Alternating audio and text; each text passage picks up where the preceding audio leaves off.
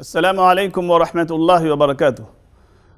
میرے محترم بزرگوں اور دوستو، اللہ تبارک و تعالی نے اور اللہ کے رسول صلی اللہ علیہ وسلم نے پڑوسیوں کے حقوق پر بہت زیادہ زور دیا ہے، اس کی اہمیت کو بتلایا ہے۔ اسی طرح پڑوسیوں کو ستانے سے سختی سے منع کیا ہے، بلکہ اللہ کے رسول صلی اللہ علیہ وسلم نے ایک حدیث میں انتہائی غضب کی حالت میں، انتہائی غصے میں فرمایا، 3 مرتبہ قسم کھا کے فرمایا، واللہ لا یؤمن واللہ لا یؤمن واللہ لا یؤمن، خدا کی قسم 3 مرتبہ اللہ کے رسول نے فرمایا، خدا کی قسم وہ مومن نہیں ہے، وہ ایمان والا نہیں ہے۔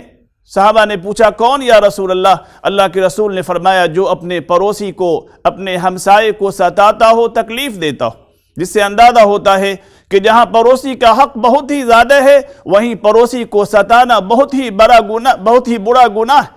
اللہ کے رسول نے فرمایا کہ جو پڑوسی کو ستاتا ہے وہ جنت میں نہیں جا سکتا۔ اس لیے ہمیں کوشش کرنی چاہیے کہ ہم اپنے پڑوسیوں کے ساتھ اچھے تعلقات رکھیں۔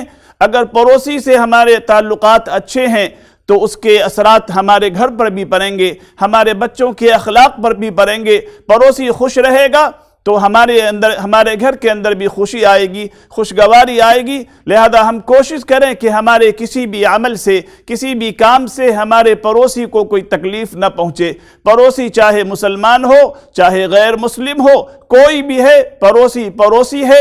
اللہ نے اور اس کے رسول نے اس کا حق دیا ہے۔ ہم کوشش کریں کہ اس کا حق ادا کریں۔ اس کے اوپر جو اجر ہے وہ تو آخرت میں ملے گا، لیکن دنیا میں ہمیں اس کا بہت ہی زیادہ فائدہ ملے گا۔ اللہ تبارک و تعالی سے دعا ہے کہ اللہ ہمیں پڑوسیوں کے حقوق ادا کرنے کی توفیق عطا فرمائے۔